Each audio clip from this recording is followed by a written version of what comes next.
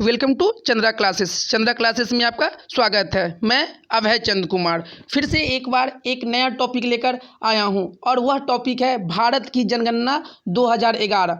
भारत में जो 2011 में जनगणना हुई थी उससे रिलेटेड हम लोग सारा प्रश्न को इस वीडियो के थ्रू हम लोग क्या करेंगे, देखेंगे। और जितना भी सारा क्वेश्चन बनता है उसे हम लोग एक एक करके देखेंगे। अगर आप लोग किसी भी एग्जाम का तैयारी कर रहे हैं तो इस वीडियो को जरूर देखें। चलते हैं हम लोग क्वेश्चन की तरफ। क्वेश्चन नंबर वन में क्या कह रहा है, भारत में पहली बार विधिवत जनगणना प्रारंभ हुई थी। पहली बार भारत में जनगणना कब शुरुआत हुई थी? तो 1872 ईस्वी में। और उस समय कौन था? तो लॉर्ड मेयो के समय में पहली बार जनगणना स्टार्ट हुई थी। और वह कब हुई थी? 1872 ईस्वी में। चलते हैं नेक्स्ट क्वेश्चन सेकेंड पे। भारत में नियमित जनगणना की शुरुआत हुई थी। भारत में नियमित जनगणना की शुरुआत कब से हुई? तो 1881 ईस्वी में। और उस समय कौन था? लॉर्ड रिपन के समय में भारत में नियमित जनगणना का शुरुआत हुई। चलते हैं नेक्स्ट क्वेश्चन थर्ड पे। आज़ाद भारत की पहली जनगणना हुई। जब भारत आज़ाद हुआ था उसके बाद पहली जनगणना कब हुई थी? तब 1951 ईस्वी में। और उसमें टोटल प्रश्न कितना पूछा गया था? तो 14 सवाल पूछे गए थे। चलते हैं नेक्स्ट क्वेश्चन फोर में। जनसंख्या का महान विभाजक वर्ष कहलाता है। तो कौन सा जनसंख्या का महान विभाजक वर्ष कहलाता है? तो 1921 वाला जो जनगणना हुआ था उससे हम लोग क्या कहते हैं? महान विभाजक वर्ष कहते हैं। चलते हैं नेक्स्ट क्वेश्चन 5 पे।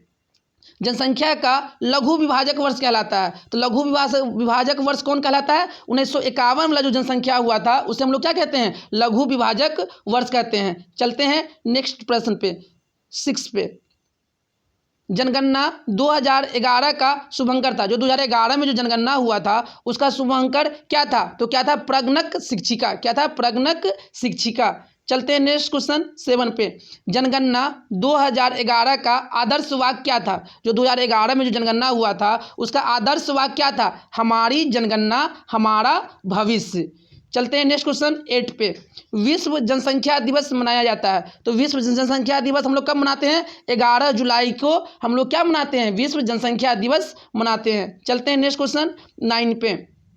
जनसंख्या 2011 देश की जनगणना है। जो 2011 में जो जनगणना हुआ था वह देश का कौन सा जनगणना है? तो 15वीं जनगणना है। अगर पूछा जाए इसी क्वेश्चन में कि स्वतंत्र भारत की कौन सी जनगणना है तो कौन सी है? 7वीं जनगणना। अगर ऐसे जनगणना तो कौन सी है? 15वीं। स्वतंत्र भारत का कौन सा है? तो 7वीं। चलते हैं नेक्स्ट क्वेश्चन 10 पे।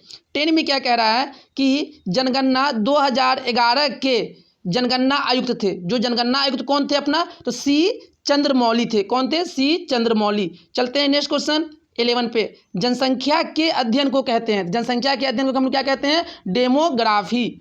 चलते हैं नेक्स्ट क्वेश्चन 12 पे।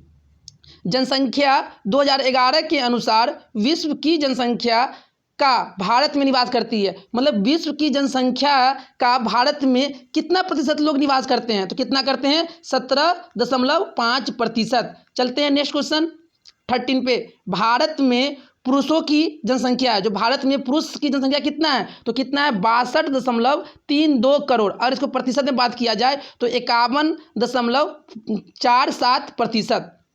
चलते हैं नेक्स्ट क्वेश्चन 14 पे। भारत में महिलाओं की कुल जनसंख्या है। तो भारत में महिलाओं की कुल जनसंख्या कितना है? 58.75 करोड़। और इसको प्रतिशत में बात किया जाए तो कितना होता है? 48.53%।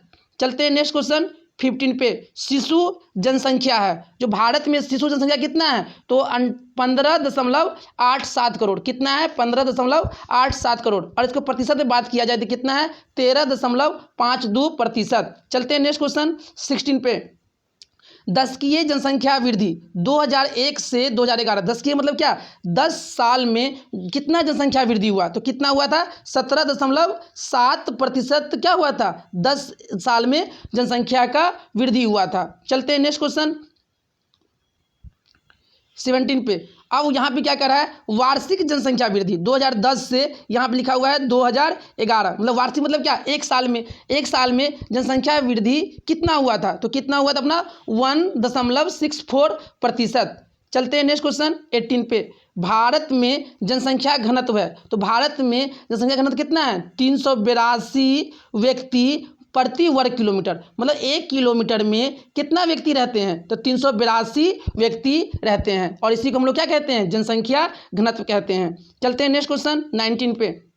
भारत में लिंगानुपात है, तो लिंगानुपात कैसे निकालते हैं? तो मतलब 1000 पुरुष पे मतलब कि महिलाओं की संख्या कितना है? तो 1000 पुरुष पे कितना महिला है? 943 महिला है, और इसी को हम लोग क्या कहते हैं? लिंगानुपात। तो 943 महिला है और ये पुरुष कितना है? 1000 है।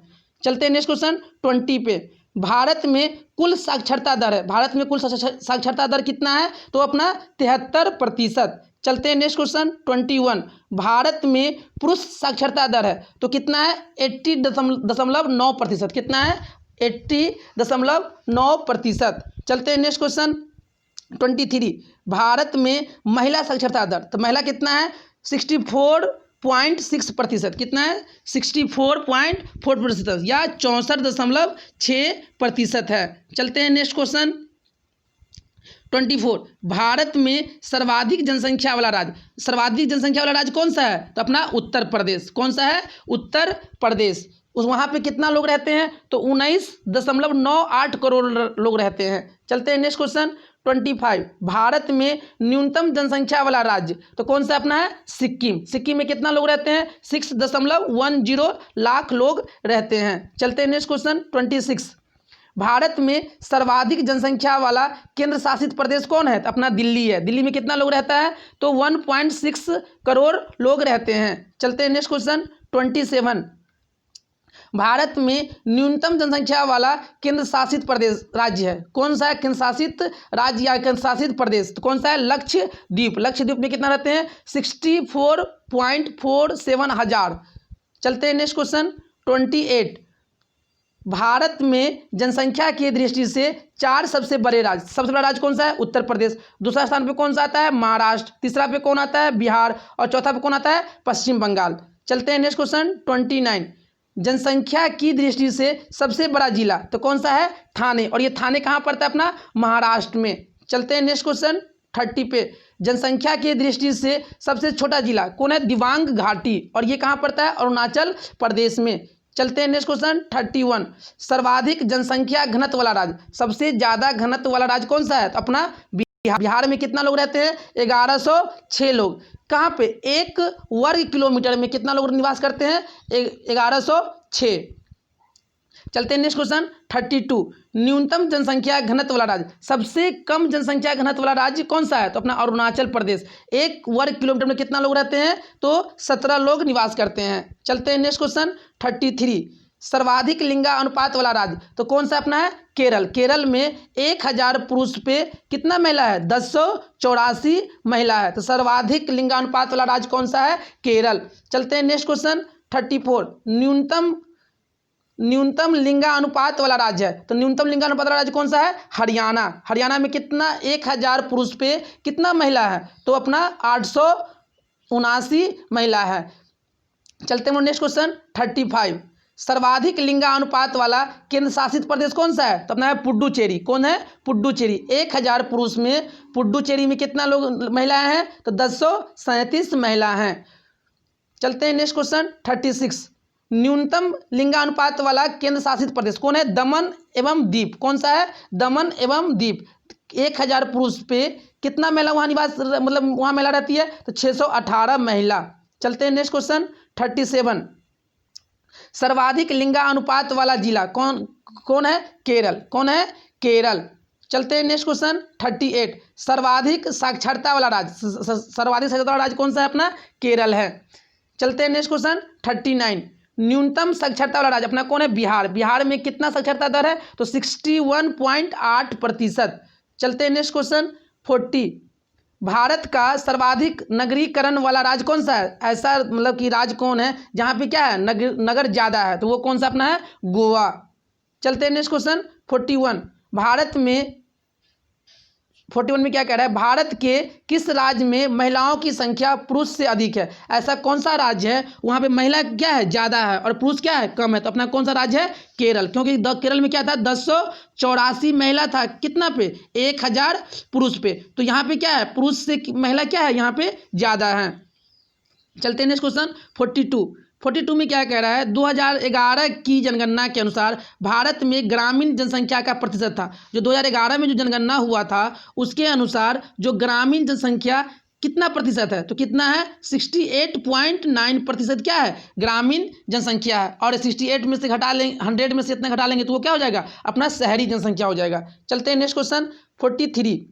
साक्षरता दर की गणना के लिए आयु सीमा निर्धारित होता है। जो हम लोग साक्षरता दर निकालते हैं उसके लिए आयु सीमा कितना होना चाहिए, तो 7 वर्ष से ऊपर। चलते हैं नेक्स्ट क्वेश्चन 44।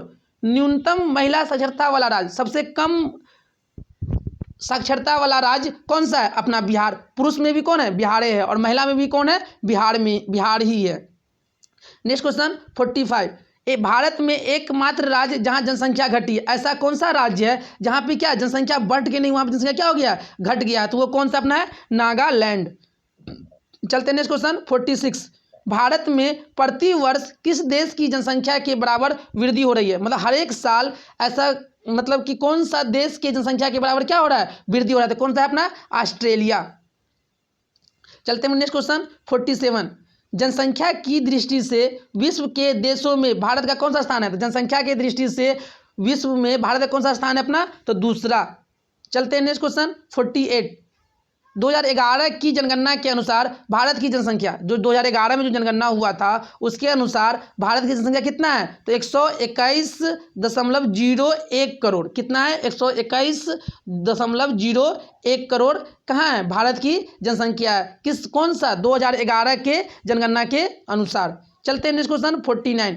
भारत में बीमारू राज्यों में सबसे घना आबाद राज्य कौन है, तो वो अपना बिहार है। चलते हैं नेक्स्ट क्वेश्चन 50 पे। 2011 की जनगणना के अनुसार किस राज्य में 2001 से 2011 की अवधि की में जनसंख्या वृद्धि दर सर्वाधिक, अच्छा मतलब 2011 की जनगणना के अनुसार 2001 से 11 की अवधि में जनसंख्या वृद्धि दर सर्वाधिक रही थी, कहाँ रहा, मेघालय में। मेघालय में क्या हुआ, 2001 से 2011 के बीच में जो जनसंख्या जो वृद्धि हुआ है सबसे क्या हुआ है, ज़्यादा हुआ है, तो कौन सा ऐसा राज्य है, तो अपना मेघालय राज्य है। ये क्वेश्चन आप लोगों को दिया जा रहा है होमवर्क, इस क्वेश्चन का जवाब आप लोगों को कहाँ देना है, कमेंट में देना है। अगर आप लोगों को मेरे द्वारा पढ़ाया हुआ समझ में आ रहा है तो आप लोग अपने 10 दोस्तों में इसे ज़रूर शेयर करें ताकि इस तरह का वीडियो बनाने में और मुझे मोटिवेट मिले।